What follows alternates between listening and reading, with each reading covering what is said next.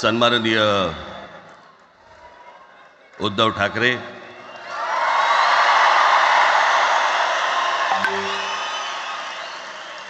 आणि माझ्या जमलेल्या सर्व तमाम मराठी बांधवांनो, भगिनींनो आणि मातांनो,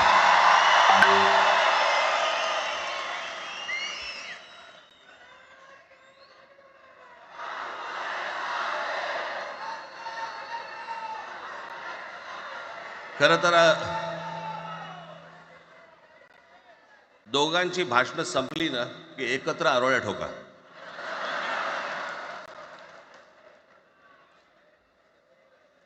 खरं तर आज मोर्चा निघायला पाहिजे होता.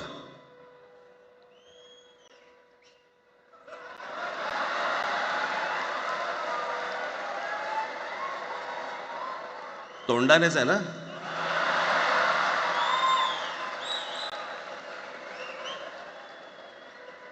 बस बस. मोर्चा खरं तर निघायला पाहिजे होता.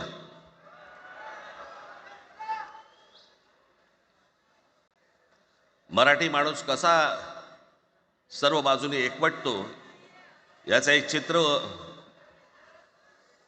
मोठ्या प्रमाणावरती उभं राहिलं असतं.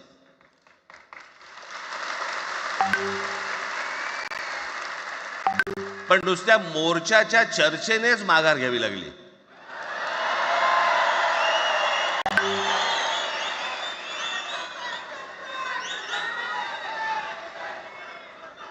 खरं तर आजचाही मेळावा हा खरं तर शिवतीर्थावरती मैदानात व्हायला पाहिजे होता. बऱ्याच वर्षानंतर राज आणि माझी भेट व्यासपीठावरती झाली. आता पंचायत अशी आहे की त्यांनी मला सन्माननीय उद्धव ठाकरे असं बोललेलं आहे.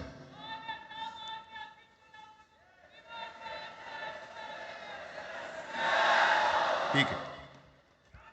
आणि साहजिकच आहे की त्याचंही कर्तृत्व आपण सर्वांनी पाहिलेलं आहे.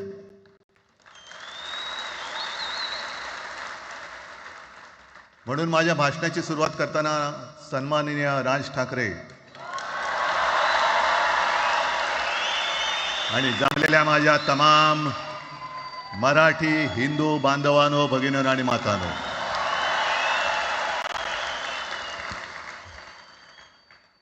अप्रतिम मांडणी राजनी केलेली आहे.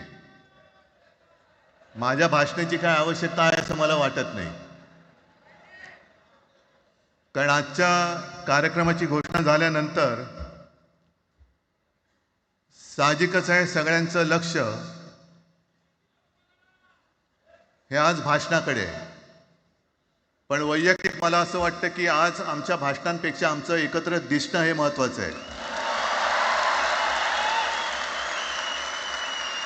सर्वप्रथम मी इकडे समोर सगळेजण बसलेत, ज्यांनी ज्यांनी मराठी भाषेसाठी पक्षभेद विसरून एक मराठी माणसाची वज्रमूठ दाखवली, त्या सगळ्यांना धन्यवाद देतोय. दीपक पवार पण त्याच्यात आहेत, सगळेच आहेत, मुणगेकर साहेब आहेत, सुप्रियाताई आहेत, सगळेच आहेत. कोणाकोणीचे नाही. महादेवराव बसले. महादेवराव आपल्याला सुद्धा बऱ्याच वर्षांनी पाहिलं. काय वेळेला काय जानकर बी अंजान होते, असं होतं. पण एक गोष्ट नक्की की आमच्या दोघांमध्ये जो काही अंतरपाठ होता तो आनाजी पंतांनी दूर केला.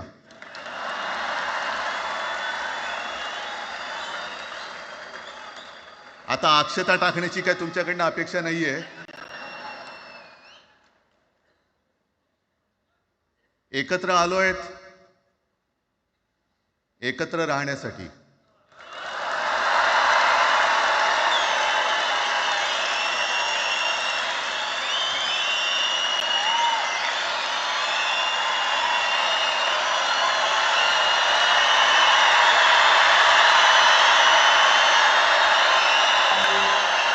आणि मला कल्पना आहे,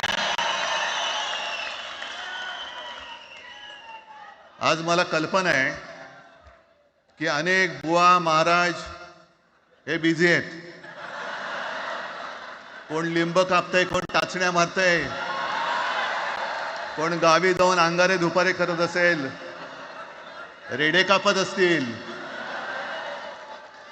त्या सगळ्यांना सांगतो, या सगळ्या भोंदूपणा विरुद्ध माझ्या आजोबांनी लढा दिला होता आणि त्यांचे आम्ही वारसदार म्हणून तुमच्यासमोर उभे ठाकलेलो आहोत.